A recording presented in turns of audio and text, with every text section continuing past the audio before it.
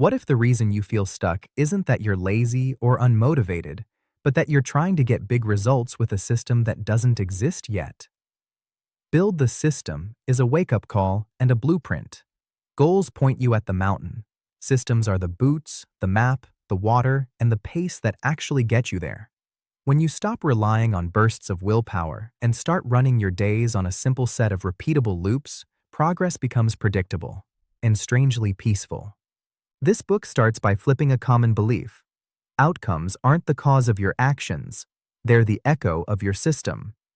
If your results are chaotic, your loops are chaotic. So we begin with one clear North Star, what winning looks like for you in the next season of life, and then design a handful of small, reliable behaviors that make that win almost automatic.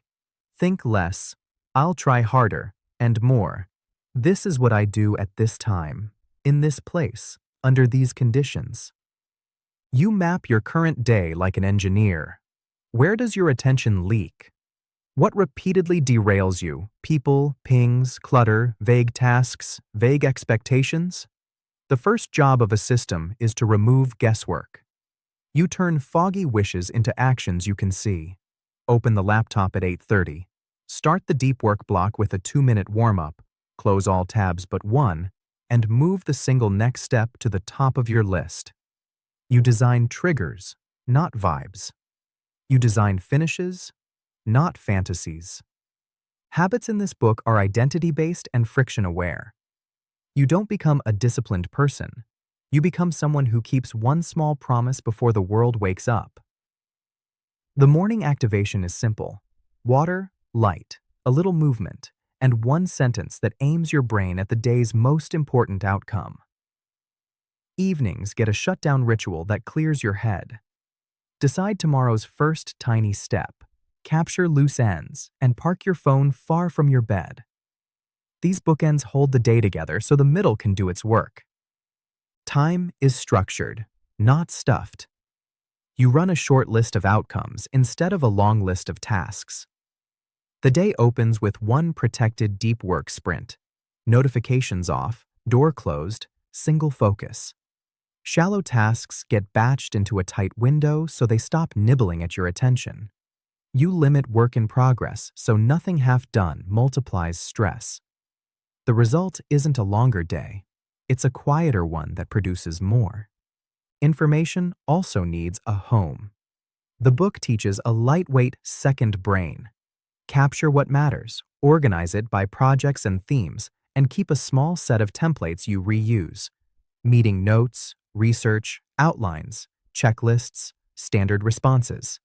You build a personal library that makes starting fast and finishing clean feel normal.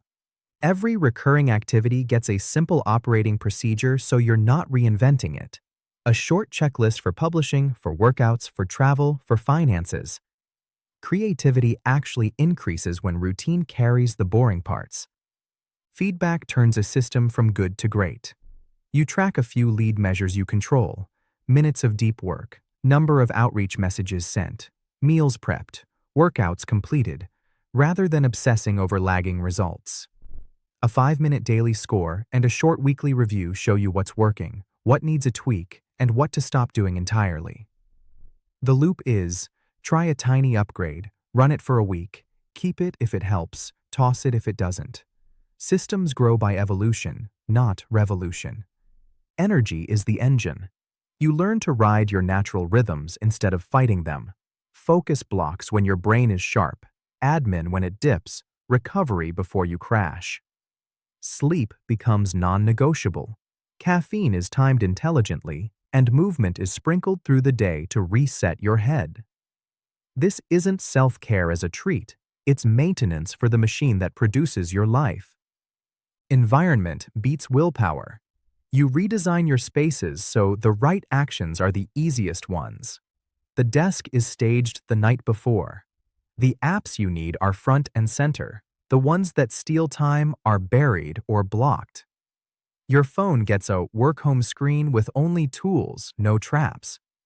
The kitchen makes healthy choices simple. The calendar protects non-negotiables like they're meetings with your future self, because they are. Automation and templates take back hours. Calendar links replace scheduling ping pong.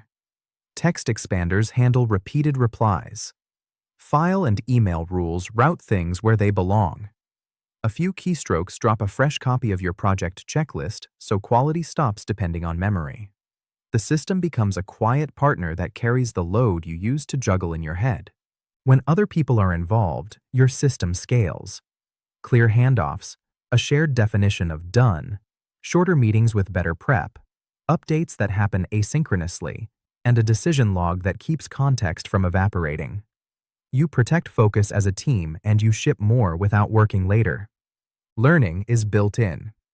You pick a single skill that would make everything else easier and run a practice loop. Targeted reps, one measurable drill, immediate feedback, short reflections, weekly upgrades. Notes from books and courses feed real projects instead of dying in a folder. You become the kind of person whose skills compound. Here's a simple field kit you'll hear throughout the book in different clothes. First, diagnose.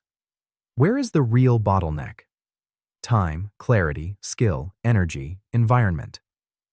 Next, design one micro-behavior that attacks that bottleneck, then deploy it tomorrow morning. After that, debug. What friction did you miss? What cue needs to be stronger? What reward would make it sticky? Finally, duplicate it where it helps elsewhere. Diagnose, design, deploy, debug, duplicate. That loop builds a life. Imagine a freelancer drowning in context switching. She trims her to-do chaos into 3 outcomes per day, moves all communication into one afternoon block, and installs a 90-minute deep work sprint every morning with Slack and email closed. She keeps a publishing checklist open while she works so quality is baked in. Within 2 weeks, she ships on time and stops working nights. Imagine a student who never feels caught up. He creates a weekly template, plan on Sunday, prime the week's first steps, study in 2 blocks with a 5-minute start ritual, review notes on a fixed schedule. Grades go up, stress goes down, nights get quiet. Imagine a small team always firefighting. They kill most meetings, add a shared task board with clear owners and due dates, and end the day with a 5-minute written check-in. Projects stop stalling because the system carries momentum between people. If this is helping you build your own system, tap like right now and subscribe to Audiobook Lounge so you don't miss the full, practical breakdowns we release.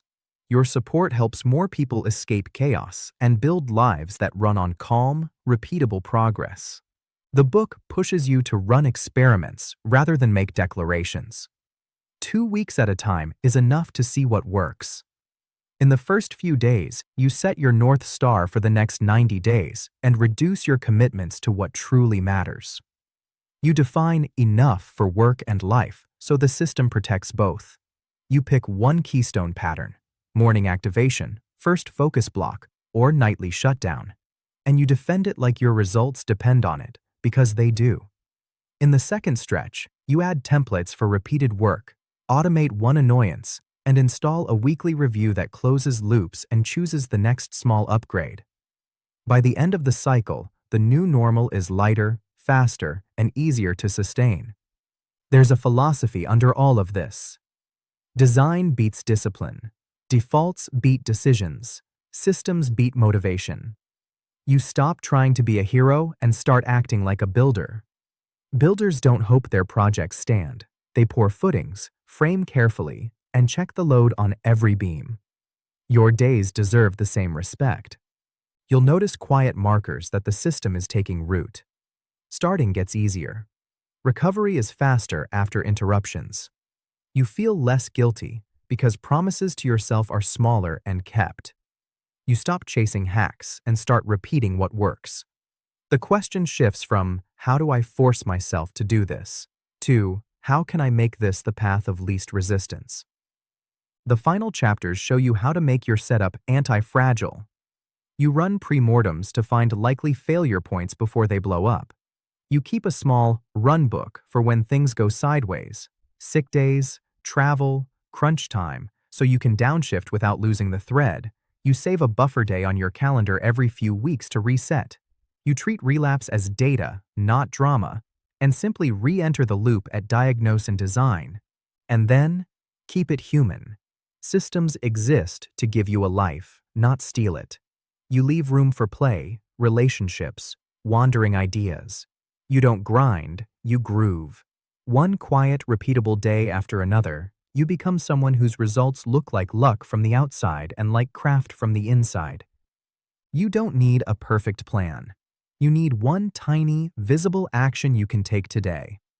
Write the first sentence that will aim your morning, stage your desk for tomorrow's focus block, or turn a repeated task into a 3-step checklist.